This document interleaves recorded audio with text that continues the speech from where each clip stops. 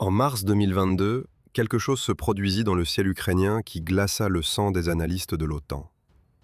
Un missile hypersonique Kinjal, surnommé le Poignard, fendit l'atmosphère à une vitesse dépassant Mach 10, frappant une cible souterraine avec une précision chirurgicale. Ce n'était pas le MiG-31K qui l'avait lancé, cet intercepteur soviétique que l'Occident redoutait depuis des décennies. C'était le Su-34, un bombardier polyvalent que beaucoup considéraient comme trop lourd, trop ancien, trop limité pour une telle mission. En un seul tir, la Russie venait de réécrire les règles du combat aérien moderne, et personne en Occident n'était prêt à l'accepter. Pour comprendre l'ampleur de ce choc, il faut remonter à l'automne 1990. Un photographe d'une agence de presse russe immortalisa depuis le pont d'un navire une silhouette inconnue évoluant dans le sillage du porte-avions Tbilissi en mer Noire. L'image fit rapidement le tour des services de renseignement occidentaux. Ce qui frappa immédiatement les analystes, c'était le nez de l'appareil, aplati, élargi, totalement différent de tout ce que Sukhoi avait produit jusqu'alors. Les experts de l'OTAN étudièrent les clichés pendant des semaines, sans pouvoir classer cet avion dans aucune catégorie existante. Ce n'était pas un chasseur pur, pas un bombardier classique, pas un avion d'attaque au sol ordinaire. C'était quelque chose d'entièrement nouveau. Et cette incertitude était en elle-même une arme redoutable. L'histoire de cet appareil remontait en réalité au milieu des années 80, à une époque où l'Union soviétique cherchait désespérément à remplacer le Su-24, son bombardier tactique vieillissant. Le bureau d'études Sukhoi reçut alors une directive claire: concevoir un successeur capable de frapper profondément en territoire ennemi, par tous les temps, de jour comme de nuit, tout en survivant aux chasseurs adverses les plus modernes. La solution retenue fut audacieuse: prendre le Su-27, l'un des chasseurs les plus manœuvrables et les plus redoutés du monde, et le transformer radicalement. Le fuselage fut élargi, la cabine entièrement repensée, les systèmes avioniques remplacés de fond en comble. Ce projet reçut la désignation interne Su-27IB, les deux lettres signifiant Istrebitel Bombardierovchik, soit chasseur-bombardier. Ce qui rendit ce développement véritablement révolutionnaire, c'était la cabine. Pour la première fois dans l'histoire de l'aviation de combat russe, deux pilotes étaient assis côte à côte, et non en tandem comme sur tous les appareils biplaces précédents. Cette disposition, empruntée aux avions de ligne civile, offrait des avantages tactiques considérables. Les deux membres d'équipage pouvaient se consulter visuellement en permanence, partager instantanément les informations affichées sur leurs écrans respectifs et coordonner leurs actions dans les situations les plus tendues. La cabine elle-même était blindée avec des plaques de titane d'une épaisseur remarquable, capables d'encaisser des tirs de calibre 23 mm provenant du sol. Autour d'eux, les concepteurs avaient prévu l'impensable pour un avion de guerre. Un espace suffisant pour se lever, s'étirer, et même une couchette rudimentaire pour les missions de très longue durée. Un four à micro-ondes et des rations chauffées complétaient cet équipement jugé extravagant par les standards militaires de l'époque. La chute de l'Union soviétique en 1991 faillit tuer le programme dans l'œuf. Les financements s'effondrèrent, les usines tournèrent au ralenti. Des ingénieurs talentueux quittèrent le secteur de défense pour tenter leur chance dans l'économie de marché naissante. Pourtant, le Su-27IB survécut. En 1992, lors du salon aéronautique Mosaero Show, le prototype apparut devant le public international pour la première fois, démontrant notamment ses capacités de ravitaillement en vol en plein air. La démonstration fut suffisamment convaincante pour maintenir le programme en vie malgré les restrictions budgétaires sévères qui étouffaient l'industrie de défense russe tout au long de cette décennie tourmentée. En 1993, une version améliorée prit son envol, intégrant notamment un radar à visée arrière, une innovation tactique permettant à l'équipage de surveiller les menaces provenant de derrière l'appareil sans manœuvre évasive. En 1994, l'appareil reçut officiellement la désignation Su-34. Un an plus tard, au Salon du Bourget de Paris, en 1995, il se présenta sous le nom Su-32FN, devant les acheteurs potentiels du monde entier, signalant clairement les ambitions exportatrices de la Russie. Les moteurs Saturn AL31FM1 propulsaient l'appareil à plus de Mach 1,8 en régime de croisière supersonique, même en configuration d'attaque chargée. Les 12 points d'emport sous les ailes et le fuselage pouvaient accueillir jusqu'à 14 000 kg d'armement, un chiffre comparable à certains bombardiers stratégiques. Le canon GSH-30, tirant des obus de 30 mm, complétait un arsenal qui semblait conçu pour dominer n'importe quel théâtre d'opération. Sur le papier, la Russie avait construit quelque chose d'extraordinaire. Ce que les champs de bataille allaient révéler serait une toute autre histoire. Le Su-34 entra officiellement en service dans les forces aériennes russes en janvier 2014, avec un objectif ambitieux fixé par le ministère de la Défense, atteindre 124 appareils opérationnels d'ici 2020. Mais avant même cette date officielle, des rumeurs persistantes circulaient dans les milieux spécialisés occidentaux concernant un possible engagement discret de l'appareil lors d'un conflit bien antérieur. En août 2008, la guerre éclair entre la Russie et la Géorgie dura 5 jours à peine, mais elle constitua un laboratoire militaire d'une importance considérable. Plusieurs sources non confirmées évoquèrent la présence de Su-34 lors de frappes aériennes contre des positions géorgiennes. Aucun document officiel russe ne vint jamais accréditer formellement cette thèse, mais les analystes militaires occidentaux notèrent que certaines frappes présentaient un niveau de précision inhabituel pour les appareils alors officiellement déclarés en service. Si ces informations étaient exactes, le Su-34 aurait tiré ses premières salves réelles au-dessus du Caucase, loin des regards du monde, dans un conflit que l'attention internationale n'avait suivi que pendant quelques jours avant de passer à autre chose. Ce fut pourtant en Syrie que le Su-34 révéla véritablement sa nature au monde entier.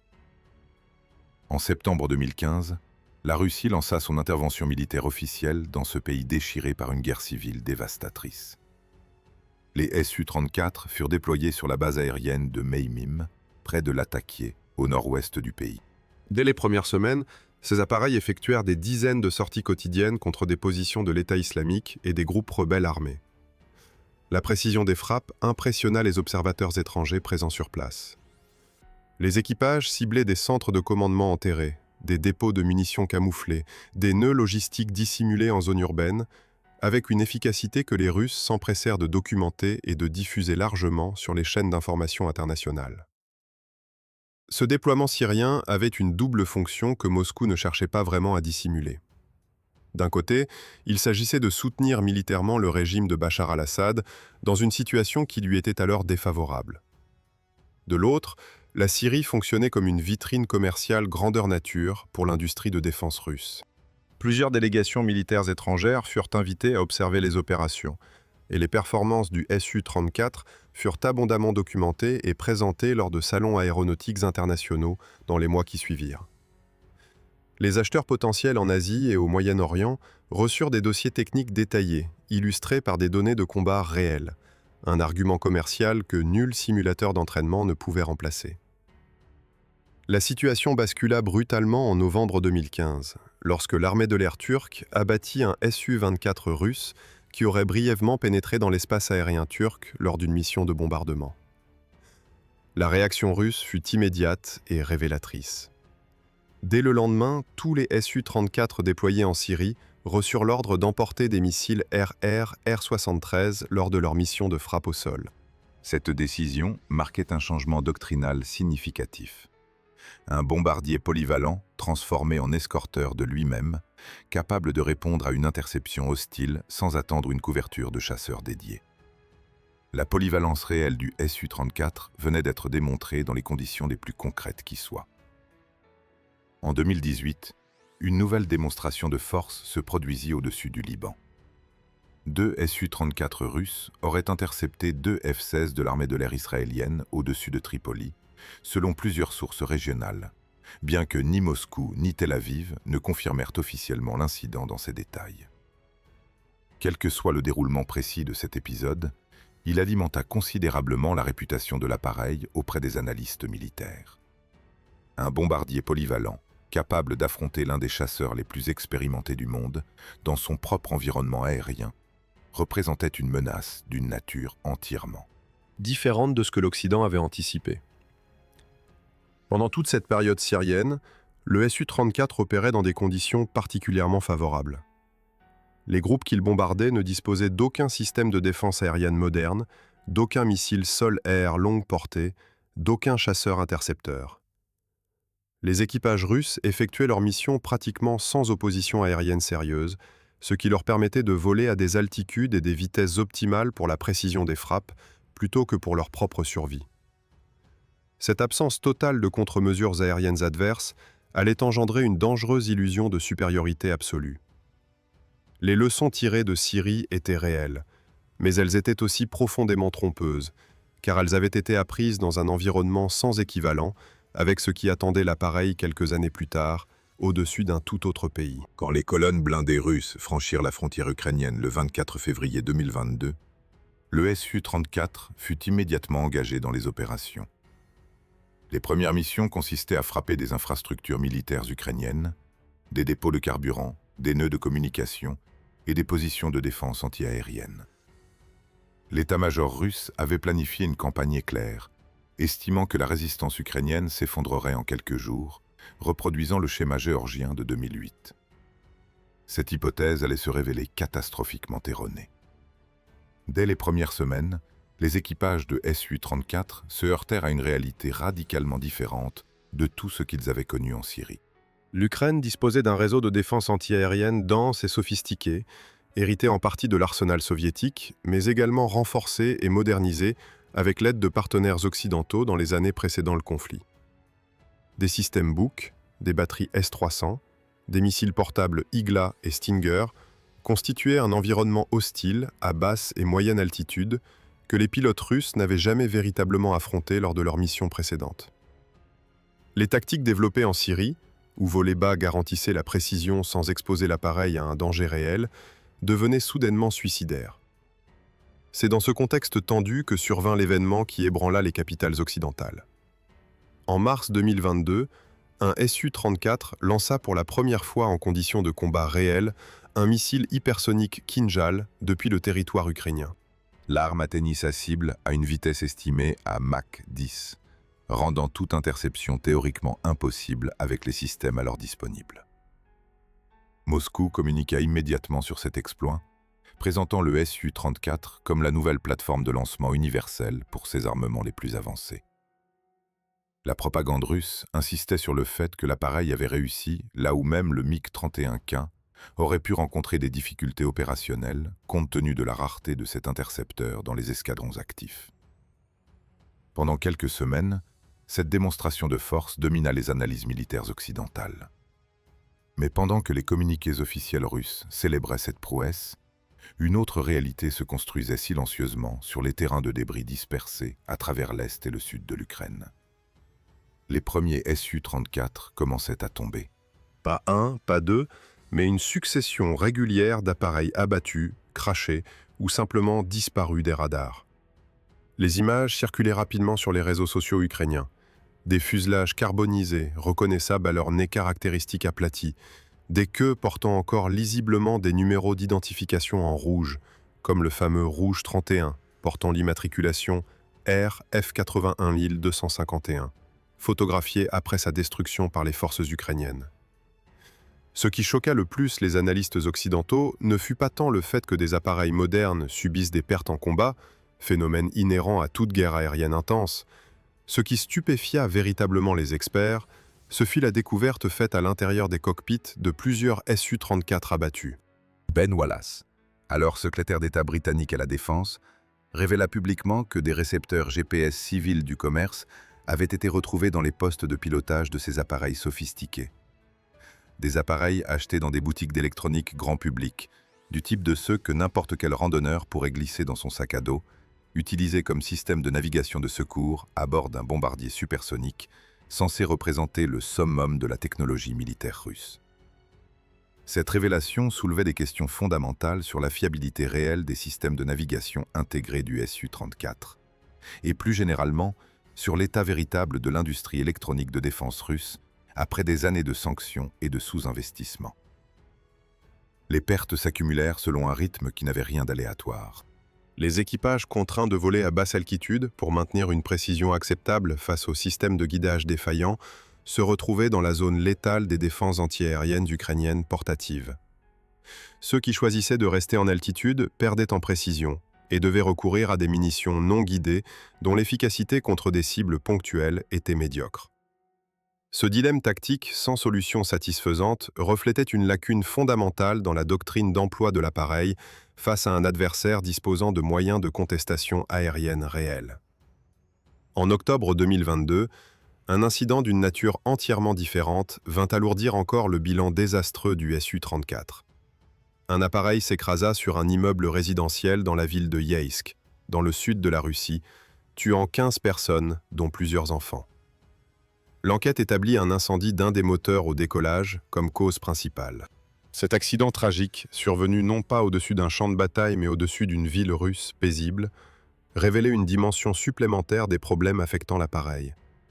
Ces difficultés n'étaient pas uniquement liées à l'environnement hostile ukrainien, mais aussi à des fragilités internes que ni les conditions de vol en Syrie, ni les démonstrations aériennes n'avaient permis de déceler. Au fil des mois qui suivirent, le tableau opérationnel du Su-34 en Ukraine devint de plus en plus sombre. Les forces ukrainiennes n'étaient pas restées passives face aux tactiques russes. Leurs équipes spécialisées analysèrent méthodiquement les schémas de vol des appareils russes, identifièrent les couloirs d'approche privilégiés, cartographièrent les altitudes de largage les plus fréquemment utilisées. Cette analyse systématique permit aux défenses antiaériennes ukrainiennes d'anticiper les trajectoires probables et de positionner leur système de missiles en conséquence, transformant des zones apparemment sûres en véritables pièges pour les équipages russes qui pensaient opérer selon des routines maîtrisées. L'un des épisodes les plus révélateurs de cette période concerna un Su-34M, la variante modernisée de l'appareil, présentée par Moscou comme une réponse directe aux lacunes identifiées dans les premiers mois du conflit. Cette version améliorée intégrait des systèmes avioniques mis à jour et des capacités de guerre électronique renforcées. Pourtant, selon plusieurs sources et analyses visuelles de débris, cet appareil aurait été abattu non pas par les défenses ukrainiennes, mais par un tir ami russe, vraisemblablement d'un système sol-air, opérant sans coordination suffisante avec les unités aériennes engagées simultanément dans le même secteur. Cet incident illustrait crûment un problème systémique qui allait bien au-delà des qualités ou des défauts intrinsèques du Su-34. La déconnexion dramatique entre les différentes composantes des forces armées russes sur le terrain. Les pilotes qui survécurent à leurs éjections au-dessus du territoire ukrainien connurent des sorts variés. Certains perdirent la vie lors de la descente, leur parachute ciblé avant même qu'ils n'atteignent le sol. D'autres furent capturés et présentés aux médias ukrainiens, offrant involontairement une fenêtre sur les conditions réelles dans lesquelles ces équipages opéraient.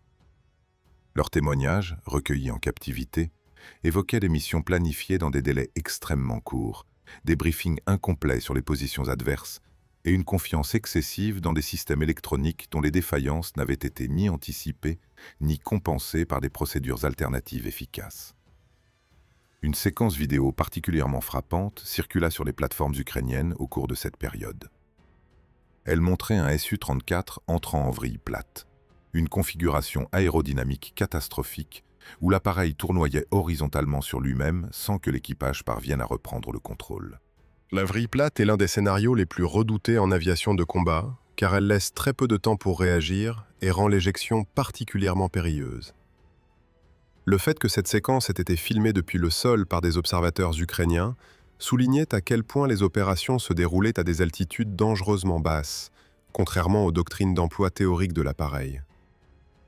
Au 20 mai 2023, les preuves visuelles compilées par des organismes indépendants de suivi des conflits confirmaient la perte, l'endommagement ou l'abandon de 20 Su-34 depuis le début de l'invasion. Ce chiffre, basé uniquement sur des éléments photographiques ou vidéos vérifiables, ne prenait pas en compte les appareils dont la destruction n'avait pas été documentée visuellement. Le coût unitaire d'un Su-34 étant estimé à plusieurs dizaines de millions de dollars, les pertes financières représentaient déjà une somme considérable, sans même évoquer la valeur humaine des équipages perdus et la dégradation du potentiel opérationnel des escadrons concernés. Les analystes militaires occidentaux, notamment Wesley Kulp et d'autres experts suivant le conflit de près, pointèrent une contradiction fondamentale dans l'emploi du Su-34 en Ukraine. L'appareil avait été conçu pour opérer comme un frappeur de précision longue portée, capable de lancer des munitions guidées depuis des distances suffisantes pour rester hors de portée des défenses adverses. Or, Les contraintes opérationnelles réelles, combinées aux défaillances des systèmes de guidage révélées par la présence de GPS civils dans les cockpits, avaient conduit les équipages à opérer beaucoup plus près des zones de défense ennemies que les concepteurs de l'appareil ne l'avaient prévu. Cette inadéquation entre les capacités théoriques et les conditions d'emploi réelles constituait peut-être la critique la plus dévastatrice adressée non pas à l'avion lui-même, mais à la doctrine qui présidait à son utilisation. Le système Kibini, ce dispositif de guerre électronique embarqué, présenté comme capable de brouiller les radars ennemis et de dérouter les missiles guidés, montra également des limites inattendues face à la diversité et à la densité des menaces ukrainiennes. Conçu pour contrer des systèmes spécifiques dans des scénarios planifiés, il se révéla insuffisant dans un environnement où les Ukrainiens combinaient des systèmes d'origine soviétique parfaitement connus des ingénieurs russes, avec des équipements occidentaux dont les caractéristiques électroniques précises restaient partiellement inconnues des concepteurs du Kibini. Cette rencontre entre une guerre électronique planifiée et une réalité improvisée résumait à elle seule l'écart abyssal entre les prévisions de Moscou et le déroulement effectif des opérations. Face à l'accumulation des pertes et aux critiques croissantes formulées par les analystes militaires internationaux, Moscou choisit une réponse qui en disait long sur sa lecture du conflit. Plutôt que de reconnaître les lacunes fondamentales révélées par les opérations en Ukraine, le ministère de la Défense russe annonça le développement de 2 nouvelles variantes du Su-34. La première serait spécialisée dans la guerre électronique offensive, transformant l'appareil en plateforme de brouillage et de neutralisation des systèmes adverses. La seconde se concentrerait sur le renseignement et la reconnaissance, dotant l'appareil de capteurs avancés pour collecter des données en temps réel sur les dispositifs ennemis. Ces annonces, formulées en plein conflit, constituaient un aveu implicite que la version actuelle de l'appareil ne répondait pas aux exigences d'un affrontement moderne de haute intensité. Cette décision de continuer à investir dans une plateforme dont les faiblesses venaient d'être si publiquement exposées révélait une logique industrielle et stratégique profondément enracinée dans la culture militaire russe. Le Su-34 avait absorbé des décennies de travail d'ingénierie, des milliards de roubles d'investissement, et constituait l'épine dorsale de la composante frappe de l'aviation tactique russe. L'abandonner ou le remplacer à court terme était tout simplement impossible, tant sur le plan financier que sur le plan symbolique. Pour un régime qui avait fait de la puissance militaire l'un de ses arguments de légitimité intérieure, admettre publiquement l'échec d'un de ses appareils phares aurait représenté un coup politique inacceptable. Pourtant, les faits demeuraient obstinément présents. Le Su-34 avait été conçu dans les dernières années de l'Union soviétique pour un type de guerre qui ne s'était jamais matérialisé, celui d'un affrontement conventionnel massif en Europe centrale, où ses capacités de frappe profonde auraient pu s'exprimer pleinement. La dissolution de l'URSS avait modifié les priorités. La Syrie avait donné une illusion de validation opérationnelle dans des conditions trop favorables. Et l'Ukraine avait finalement présenté la facture de toutes ces années de doctrine inadaptée. Le fossé entre ce que l'appareil pouvait théoriquement accomplir et ce que les conditions réelles permettaient d'en faire s'était révélé impossible à combler par la seule volonté des équipages. Les moteurs Saturn AL-31FM1, malgré leur puissance réelle, ne pouvaient pas compenser des systèmes de navigation défaillants. Les 12 points d'emport et les 14 000 kg d'armement possible ne servaient à rien si les munitions guidées manquaient de précision, faute de guidage fiable. Le radar Leninets V004, présenté comme capable de détecter et d'engager des cibles multiples simultanément, se retrouvait confronté à des environnements électromagnétiques que ses concepteurs n'avaient pas anticipés. Chacun des avantages mis en avant pendant des années par la propagande militaire russe se heurtait à une limite concrète dès lors que l'adversaire disposait de moyens réels de contestation. L'histoire du Su-34 était aussi, en creux, l'histoire d'une industrie de défense qui avait survécu à l'effondrement soviétique en préservant ses structures et ses habitudes, plutôt qu'en se réformant profondément. Les récepteurs GPS civils trouvés dans les cockpits n'étaient pas un accident ou une exception. Ils étaient le symptôme d'un système industriel incapable de produire en quantité suffisante des composants électroniques militaires fiables, malgré les décennies de rhétorique sur la supériorité technologique russe. Les sanctions occidentales, imposées bien avant 2022, avaient progressivement étranglé l'accès aux composants étrangers indispensables. Et l'industrie nationale n'avait jamais comblé ce déficit. Ce qui rendait le cas du Su-34 particulièrement instructif pour les observateurs extérieurs, c'était précisément l'écart entre la sophistication réelle de certaines solutions techniques embarquées et les défaillances élémentaires qui les accompagnaient. La cabine blindée au titane, la disposition côte à côte des pilotes, le radar à visée arrière, les capacités supersoniques en configuration chargée, tout cela existait réellement et représentait un travail d'ingénierie authentiquement remarquable. Mais un avion de combat ne vaut que par l'ensemble cohérent de ses capacités. Et cet ensemble avait montré des fissures que ni le courage des équipages, ni l'excellence de certains sous-systèmes ne pouvaient colmater. Lorsque les historiens analyseront cette période, le Su-34 apparaîtra sans doute comme l'incarnation d'une transition inachevée, celle d'une puissance militaire qui disposait des plans pour construire un outil de guerre du XXIe siècle, mais qui n'avait jamais réuni toutes les conditions nécessaires pour y parvenir pleinement. Né dans les derniers souffles de la guerre froide, il portait en lui les ambitions démesurées d'une superpuissance et les contraintes réelles d'un État en transition. Sur les champs de bataille ukrainiens, ces deux héritages se heurtèrent violemment, et ce fut le second qui l'emporta. Si cette histoire vous a captivé, rejoignez la communauté tactique aérienne en appuyant sur le bouton d'abonnement et en laissant un commentaire sur ce qui vous a le plus surpris dans le destin de cet appareil. Votre soutien nous permet de continuer à explorer les vérités cachées derrière les machines de guerre les plus fascinantes de l'histoire moderne.